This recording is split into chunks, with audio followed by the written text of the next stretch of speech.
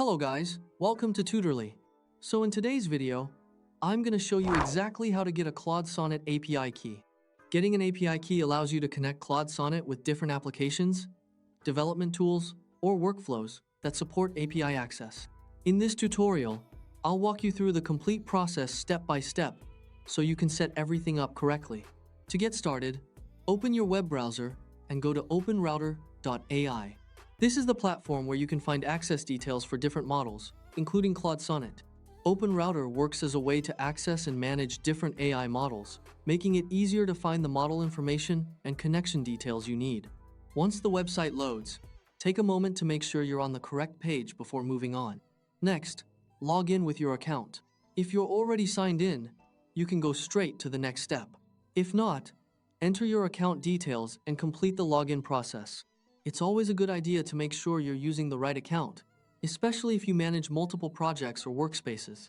Using the correct account is important because API keys are connected to your account settings and usage. Choosing the wrong account could cause confusion later when managing your projects or tracking your API activity. After you're logged in, look for the search bar at the top of the page. Click into it and search for Claude Sonnet. When the results appear, select Claude Sonnet from the list. This will take you to the models page where you can see the information related to using it through OpenRouter. Once you're on that page, you'll find instructions explaining how to use the model. This section is important because it gives you the context you need before generating your key. It typically helps you understand how requests are made and how the API is meant to be used. So don't skip over it too quickly. Reading these instructions first can help you understand important details such as how the model works, what type of requests you can send, and how your application should communicate with the API. Now look for the option that says Create API Key and click it. This is the step where your API key is generated. As soon as it appears, make sure to store it somewhere safe and private.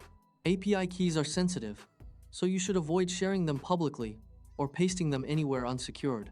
Think of an API key like a password that allows your application to communicate with a service. Anyone who gets access to your key may be able to use your account access, so protecting it is extremely important. If you're using the key in an app or development environment, it's best to keep it in a secure configuration file or secret manager rather than placing it directly into visible code. For example, developers usually store API keys as environment variables instead of writing them directly inside their application files. This helps prevent accidental exposure when sharing code or uploading projects online. And that's it. Your API key has been created. After that, go back to the model page and follow the instructions provided there to use it properly. This part matters because generating the key is only one piece of the setup. The usage instructions will help you understand how to connect the key to your application or workflow correctly and avoid common mistakes. Following the recommended setup steps can help you avoid issues like authentication errors, incorrect requests, or security problems when working with the API. So the overall process is simple.